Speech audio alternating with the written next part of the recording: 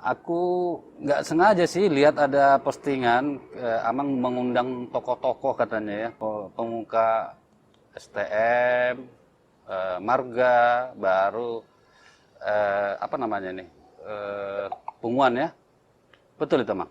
Iya, betul. Nah, terus bisa seorang rohaniawan itu mengundang tokoh-tokoh tersebut untuk hal-hal yang berkaitan dengan politik. Itu dalam benak Amang itu apa yang mendorong atau motivasi apa yang datang ke Amang?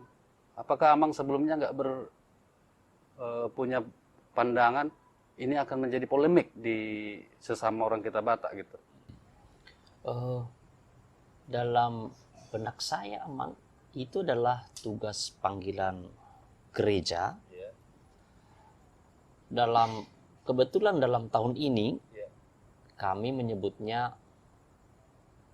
orientasi pelayanan bagaimana inklusif. Jadi menjadi gereja yang terbuka dan juga menjadi berkat bagi semua. Dan ada program di gereja yang saya pimpin di bidang diakonia, pelayanan kasih, diakonia kemasyarakatan.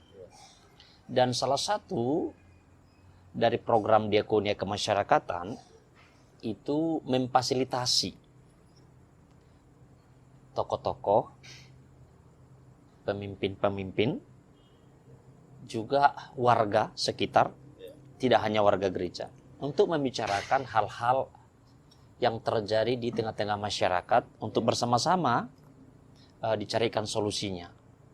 Tapi dalam hal undangan kami kemarin, undangan saya, lebih tepatnya sebagai pimpinan di salah satu resop HKBP di Kota Batam ini, itu adalah tanggung jawab kami untuk mencoba menawarkan, dalam hal ini memfasilitasi agar mereka bertemu. Karena sebelumnya, tapi saya tidak punya target politik.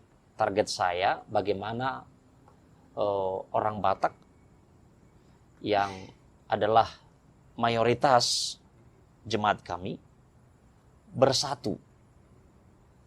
Dalam benak saya, dengan bersatu banyak hal yang bisa dikerjakan bersama-sama. Yang kebetulannya ke depan ini ada pilkada, tapi bukan ini target utama.